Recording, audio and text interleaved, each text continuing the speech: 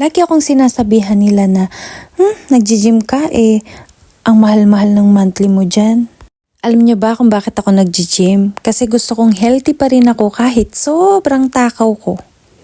Ayoko kasi na nagkakasakit ako. Alam niyo ba sa takaw kong to, kung hindi ako nagji-gym siguro yung katawan ko mukha na akong lumba-lumba. Tsaka ang sarap kaya nung, 'di ba, nakakain mo lahat ng gusto mong kainin.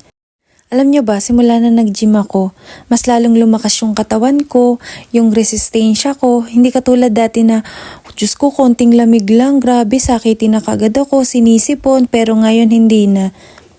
Nagugulat nga sila pag tinatanong nila kung ilang kilo ko. Hindi sila makapaniwala kasi sobrang bigat ko. Iba talaga pagka may exercise ka at hindi ka nag-exercise. Makikita mo yan sa katawan mo. Mabigat ka pero hindi ka gano katabang tingnan. O diba? Kaya you need more exercise.